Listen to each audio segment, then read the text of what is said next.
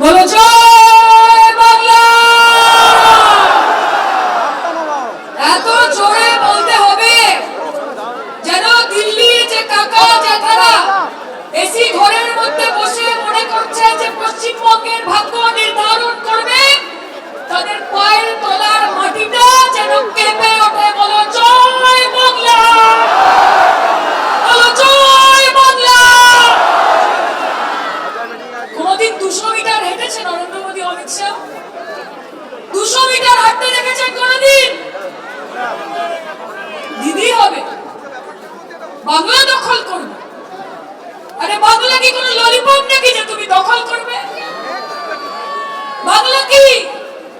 বাংলা তোমাদের কাছে দখল করার মতো একটা জিনিস হতে পারে, কিন্তু বাংলা আমাদের দিদি এবং 12 কোটি বাংলার মানুষের কাছে তার হৃদয়ের টুকরো। বাংলা দখল করবে, হাতে সেঙ্গল ধরে দিলে যেমন রাজাধিরাজ মহারাজ হওয়া যায় না, সাদা লম্বা দাড়ি রাখলে যেমন রবীন্দ্রনাথ ঠাকুর হওয়া যায় না, ঠিক সেরকম ভাবেই সকাল থেকে রাত অব্দি মমতা বন্দ্যোপাধ্যায়কে গাল বন্ধ করে পশ্চিমবঙ্গের মুখ্যমন্ত্রী হওয়া যায় না। বাংলা দখল করবে, আগে দিল্লি সামলা, পরে ভাববি বাংলা। আগে নিজেদের উত্তরপ্রদেশ সামলা, তারপর ভাববি বাংলা। আগে হরিয়ানা, মধ্যপ্রদেশ, মহারাষ্ট্র সামলা, তারপর বিজেপি, ভাববি বাংলা।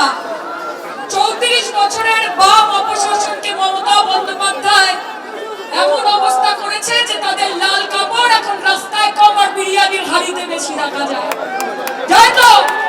কাজে মমতা বন্দ্যোপাধ্যায়ের সঙ্গে পাঙ্গা নেবেন না, কারণ পাঙ্গা নিলে দিদি চাঙ্গা হয়ে যায়। পাঙ্গা নিলে দিদি চাঙ্গা হয়ে যায়। আর দিদির সঙ্গে আমরা আছি। আপনাদের ছোট বড় মাঝারি সকল ধরনের নেতাদের একটাই কথা বলবো যে বিজেপি বিহারের রেজাল্ট থেকে বেশি তিরিং বিরিং করবেন না, কি বিজেপি বেশি লাফালাফি করবেন না, ঝাপাঝাপি করবেন না।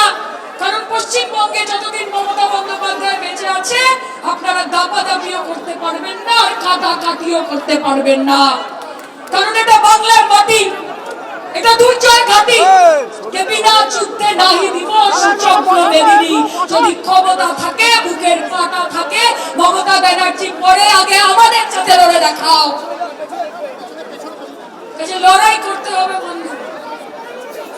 কি করেছে বিজেপি বাংলার মানুষের জন্য?